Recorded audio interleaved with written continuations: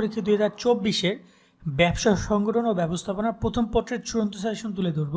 তোমাদের এখানে কোন কোন অধ্যায়গুলো পড়তে হবে, কোন কোন অধ্যায় থেকে প্রশ্ন আসবে, এক্ষেত্রে কোন অধ্যায় থেকে কয়টা প্রশ্ন আসবে, কোন টপিকগুলো গুরুত্বপূর্ণ, কোন টপিকগুলো এবারের পরীক্ষায় প্রশ্ন থাকবে এবং তোমাদের কোন টপিকগুলো তোমাদের পড়া উচিত শেষের দিকে। এখানে দেখো সবগুলো অধ্যায় রয়েছে, বাট আমরা শেষের দিকে বলে দিব কোন অধ্যায়গুলো সহজ এবং কোন অধ্যায়গুলো পড়লে তোমার হয়ে যাবে।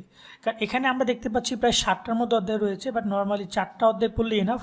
কোন 4টা কোন 5টা অধ্যায় পড়া যেতে পারে সেটা নিয়ে আমরা ভিডিও শেষের দিকে কথা বলবো। আশেপাশে একটু নয়েজ আসতে পারে, কারণ হচ্ছে বাসায় অনেকেই কাজ করতেছে এদিক ওদিকে, যার কারণে একটু শব্দ হতে পারে, ম্যানেজ করে নিও। মূল পর্বে যাবো। যারা এখন আমাদের চ্যানেল সাবস্ক্রাইব করো না, সাবস্ক্রাইব বাটনে ক্লিক করে রাখো, কারণ তোমাদের এই যে ব্যবসা সংগঠন থেকে শুরু করে সামনে সবগুলো সাবজেক্টের সাজেশন ভিডিও পাবা। ইতিমধ্যে অনেক সাবজেক্ট কিন্তু আপলোড করা হয়েছে, সেগুলো দেখে নিও। আর পরীক্ষা নিয়ে ইনফরমেশন তো তোমাদের আমরা দিচ্ছি। তো এখানে দেখতেই পাচ্ছ সৃজনশীল তোমাদের থাকবে 11টা, সেখান থেকে 7টা অ্যান্সার করতে হবে। আর বহু নির্বাচনী 30টা অ্যান্সার করতে হবে। সৃজনশীল তোমাকে পাস করতে হবে 23 পেতে হবে 70-এর মধ্যে, আর বহু নির্বাচনী তোমাকে পেতে হবে 30-এর মধ্যে 10। সৃজনশীল এবং নৈবেত্তিক প্রথম পত্র দ্বিতীয় পত্র মিলিয়ে পাস। তবে এই ক্যালকুলেশন নিয়ে আমাদের আলাদা ভিডিও হবে, সেখানে আমরা এক্সপ্লেন করে দিব। বাট নর্মালি তুমি মাথায় রাখো 70-এর মধ্যে তোমাকে এই প্রথম পত্রেই 23 অন্তপক্ষে পাস করতে হবে এবং এমসিকিউ তো 10 পেতে হবে। তো এখন প্রিপারেশনটি কেমন হওয়া দরকার, চলো আমরা সেটা তোমাদেরকে একটু প্রথমত দেখিয়ে দিই। তো এখানে দেখতে পাচ্ছ অধ্যায়গুলো কী কী রয়েছে, অধ্যায়ের নাম। এখানে দেখতে পাচ্ছ প্রথম অধ্যায় রয়েছে ব্যবসায় মৌলিক ধারণা, দ্বিতীয় অধ্যায় রয়েছে ব্যবসায় পরিবেশ, তৃতীয় অধ্যায় এক মালিকানা ব্যবসা, চতুর্থ অধ্যায় আছে অংশীদারি ব্যবসা, পঞ্চম অধ্যায় রয়েছে যৌথ মূলধনীয় ব্যবসা, ষষ্ঠ অধ্যায় ব্যবসায় সমিতি এবং সমবায় সমিতি আর দ্বাদশ অধ্যায় রয়েছে ব্যবসার নৈতিকতা ও সামাজিক দায়বদ্ধতা। তো অলমোস্ট এখানে প্রায় 60টা অধ্যায়ের মতো আমরা দেখতে পাচ্ছি, কিন্তু তোমরা জানো তোমাদের কিন্তু সংক্ষিপ্ত সিলেবাসের প্রশ্ন হবে, যার কারণে অধ্যায় 60টা, কিন্তু নর্মাল বইয়ে 12-13টা অধ্যায় আছে। এখন আমরা কথা বলি তোমাদের কোন কোন অধ্যায় থেকে কেমন কি প্রশ্ন আসতে পারে সেটা নিয়ে। তো প্রথমত আমরা এখানে শুরু করছি প্রথম অধ্যায় থেকে। দেখতেই পাচ্ছ প্রথম অধ্যায় তোমাদের রয়েছে ব্যবসায় মৌলিক ধারণা। এই অধ্যায়ের এই টপিকগুলো সংক্ষিপ্ত সিলেবাসে উল্লেখ করা হয়েছে। এই অধ্যায় থেকে এই টপিক থেকে প্রশ্ন আসবে। তবে এখানে সবচেয়ে গুরুত্বপূর্ণ কয়েকটা দিকে আমি তোমাদেরকে বলে দিই। এখান থেকে একটা সৃজনশীল আসবে বলে আমরা বলছি, তবে আমরা ভিডিও শেষের দিকে বলবো যে কয়টা অধ্যায় থেকে তোমরা পড়তে পারো। সৃজনশীল তো সবগুলো অধ্যায় থেকে আসবে, কোন অধ্যায় থেকে একটা, কোনো একটা অধ্যায় থেকে 2টা টপিকগুলো বলছে এবং শেষের দিকে আমরা এক্সপ্লেন করে দিব। এখানে ব্যবসার আয়ত্তটা ভেরি ইম্পর্টেন্ট, এটা ভালো করে দেখে যাবা। বিশেষ করে শিল্পের বৈশিষ্ট্য প্রকারভেদ, বাণিজ্যের বৈশিষ্ট্য প্রকারভেদ কিন্তু এমসিকিউতেও থাকবে তোমাদের, এবং প্রত্যক্ষ সেবার বৈশিষ্ট্য এবং প্রকারভেদ, এই 3টা টপিক ভালো করে দেখে যাবা, এখান থেকে তোমাদের আসতে পারে। এর সাথে আরও গুরুত্বপূর্ণ বিষয় হচ্ছে এখানে আমাদের বিভিন্ন সমস্যা এবং তার সমাধান, বা বলতে পারো যে এই বিষয়গুলো নিয়ে যে প্রশ্নগুলো পাবা ক খ গ গতে, সেগুলো পড়বা। বাংলাদেশের ব্যবসা আয়ত্ত হিসেবে শিল্প বাণিজ্য প্রত্যক্ষ সেবার যে সমস্যা এবং তার সম্ভাবনা বা সমাধান যেগুলো হবে সেগুলো দেখে যাবা। ব্যবসায় কার্যগুলিটা গুরুত্বপূর্ণ, ব্যবসার গুরুত্বপূর্ণ, এই ব্যবসায় কার্যগুলি এবং এই 2টা টপিক ভালো করে দেখে যাবা। জাস্ট ব্যবসার আওতায় হিসেবে তোমরা শিল্প বাণিজ্য এবং সেবার সম্পূর্ণ প্রকারভেদ এবং বৈশিষ্ট্যগুলো দেখে যাবা। বৈশিষ্ট্য প্রকারভেদ থেকে এমসিকিউ আসবে, বারবার বলছি, এবং বাকি এগুলো ইম্পর্টেন্ট, তোমাদের ব্যবসার কার্যবলী গুরুত্ব এগুলো দেখে যাবা।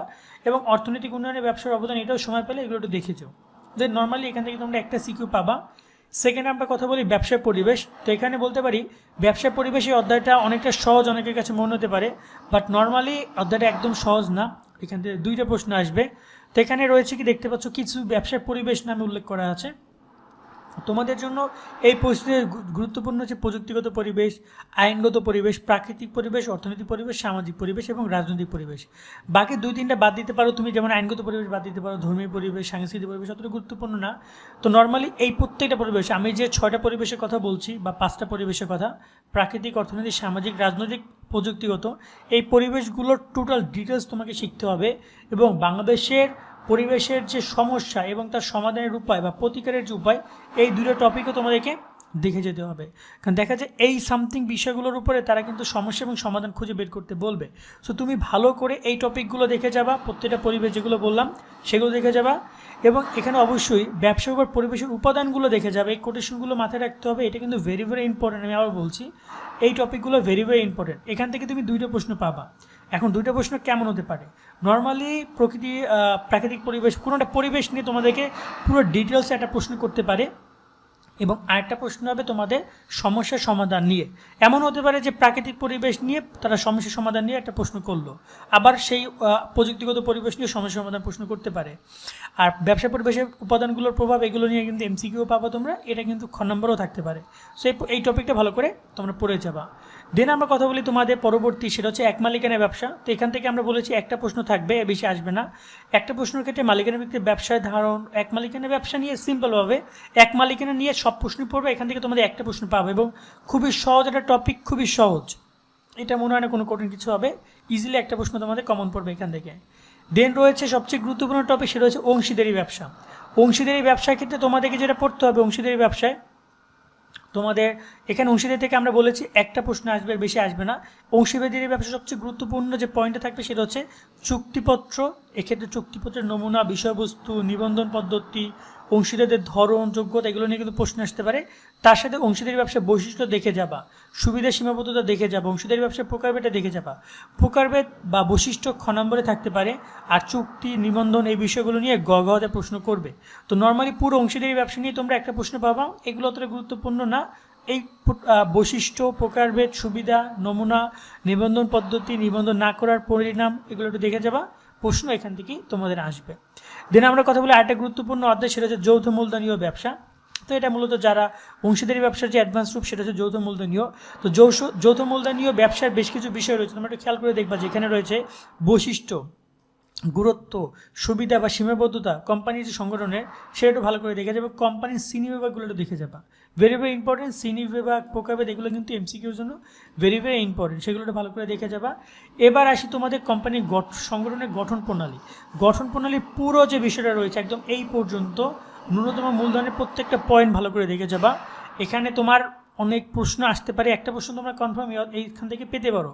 তবে একটু বলে রাখি ভাইয়া, অনেকেই ব্যাপারটা স্কিপ করতে চায়, স্মারকলিপি, পরিমাণ লিপি, এগুলো অনেকে চায় না মনে রাখতে, বা এগুলো যেহেতু হুবহু লিখতে হয়, ছোটোখাটো ভুল হলে কিন্তু নাম্বার দিবে না, আর একটু নাম্বার কম দিবে, তো সেক্ষেত্রে অনেকে স্কিপ করতে চায়। তোমার যদি মনে হয় যে তুমি গঠন প্রণালী এটা তুমি স্কিপ করবা, তুমি স্কিপ চাইলে করতে পারো, এটার কোনো সমস্যা নাই আমার মতে। সো তুমি চাইলে এটা স্কিপ করতে পারো, বাট পড়লে এখান থেকে তুমি একটা প্রশ্ন কমন পাবা। আর কোম্পানির মূলধনের ক্ষেত্রে এখানে শেয়ারের প্রকারভেদ এবং ঋণপত্রের প্রকারভেদ, এই দুটো ভালো করে দেখে যাবা। এই দুটো টপিকে মুখ পড়ে যে কোম্পানির যে তোমাদের যে সংগঠন রয়েছে, কোম্পানির সংগঠনের ধারণা, বৈশিষ্ট্য, গুরুত্ব, সুবিধা সীমাবদ্ধতা এবং কোম্পানি সি বিভাগ, এখান থেকে তোমাদের একটা প্রশ্ন আসবে। তো নর্মাল এই দুটো টপিক থেকে তোমরা একটা প্রশ্ন পাবা, আর এই কোম্পানি গঠন প্রণালী নিয়ে একটা প্রশ্ন পাবা, এবং বাকিটা তুমি তোমার মতো করে পড়ো। এখান থেকে চাইলে একটা প্রশ্নের জন্য ওইভাবে প্রস্তুতি নিতে পারো, এই টপিকটা বাদ দিয়ে। আশা করি বুঝতে পারছো। দেন আমরা কথা বলি তোমাদের পরবর্তী অধ্যায়, সেটা হচ্ছে সমবায় সমিতি। সমবায় সমিতি থেকে দুইটা প্রশ্ন আসবে, তবে এখানে বলে রাখি সমবায় সমিতি থেকে মিক্সড কোশ্চেন আসার সম্ভাবনা আছে। অর্থাৎ ডেডিকেট সমবায় সমিতি নিয়ে, যেমন তার নীতিমালা, গঠন প্রণালী, প্রকারভেদ, বাংলাদেশে যে সমবায় সমিতির সমস্যা এবং সমাধান, এই দুইটা টপিকই কিন্তু গতে থাকতেই পারে, স্বাভাবিক। তো এখান থেকে তোমাদের একটা প্রশ্ন আসবে। প্রকারভেদ এমসিকিউর জন্য ভেরি ভেরি ইম্পর্টেন্ট, দেখে যাবা, গঠন প্রণালী দেখে যাবা। তো সমবায়টা পুরোটা পড়বা, এখান থেকে একটা প্রশ্ন তোমরা পাবে এবং দুইটা পাবা একটু মিক্সড থাকবে, সেটা এই অধ্যায় থেকে হতে পারে, যেমন বাংলাদেশের নৈতিক বা সামাজিক দায়বদ্ধতা বা যৌথ মূলধনীয় ব্যবসা থেকেও আসতে পারে। ছোটো একটা মিক্সড কোশ্চেন আসার সম্ভাবনা আছে, বাট নর্মালি সমবায় থেকেও দুইটা প্রশ্ন অনেক বোর্ডে এসেছে গত বছরগুলোতে আমরা দেখেছি। দেন আমরা কথা বলি ব্যবসার নৈতিকতা ও সামাজিক দায়বদ্ধতা। এখান থেকে তোমাদের প্রশ্ন আসবে নর্মালি দুইটা। তো নর্মালি দুইটা ব্যবসার নৈতিকতা সম্পর্কিত যে বিষয়গুলো রয়েছে, এখানে টোটাল 4টা পয়েন্ট নিয়ে কথা বলেছে তারা। খাদ্য সংরক্ষণের রাসায়নিক, খাদ্য উৎপাদন বৃদ্ধিতে রাসায়নিক, ক্ষতিকর পলিথিন এবং খাদ্য উৎপাদন সংরক্ষণের রাসায়নিক ব্যবহার। এই 4টা পয়েন্ট ভেরি ভেরি ইম্পর্টেন্ট। অনেকের কাছে কঠিন মনে হতে পারে রাসায়নিক সুফল কুফল বা উৎপাদনের রাসায়নিক ব্যাপারটা, কিন্তু নর্মালি ভাই এটা ভেরি ভেরি ইম্পর্টেন্ট টপিক, এখান থেকে তোমরা একটা প্রশ্ন পাবা। বাকি থাকে তোমাদের সামাজিক দায়বদ্ধতা নিয়ে, ব্যবসার সামাজিক যে দায়বদ্ধতা বা নৈতিকতা রয়েছে, নৈতিকতা থেকে প্রশ্ন আসতে পারে। তার থেকে বেশি গুরুত্বপূর্ণ এখানে সামাজিক দায়বদ্ধতা, এগুলো একটু দেখে যাবে, এখান থেকে তোমাদের প্রশ্ন আশা করে আসবে। এবং এখানে টপিক আরও আছে, পরিবেশ সংরক্ষণ, ব্যবসার কারণে পরিবেশ দূষণের প্রভাব, এগুলো এমসিকিউতে আসে, এগুলো খ নম্বরেও আসে, এগুলো একটু দেখে যাবা, এখান থেকে তোমরা প্রশ্ন পাবা। তো নর্মালি এই অধ্যায় তোমরা এটা একটু ভালো করে পড়বা, এবং এখানে তোমরা পরিবেশ সংরক্ষণ, ব্যবসা, এগুলো একটু ভালো করে দেখে যাবা, এখান থেকে তোমাদের পরীক্ষায় প্রশ্ন কিন্তু আসবে।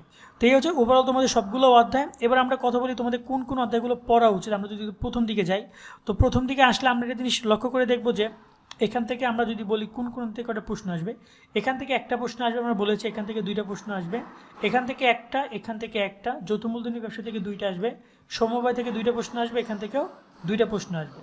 তো একটা, দুইটা, তিনটা এবং চারটাতে থেকে 8টা প্রশ্ন আসবে, আর বাকি 3টাতে থেকে একটা একটা করে প্রশ্ন আসবে।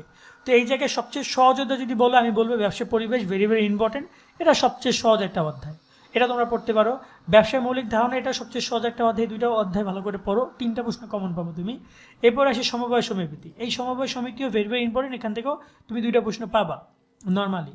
তো দেখা যায় এখানে তোমার 5টা প্রশ্ন হয়ে গেল, বাকি থেকে 2টা।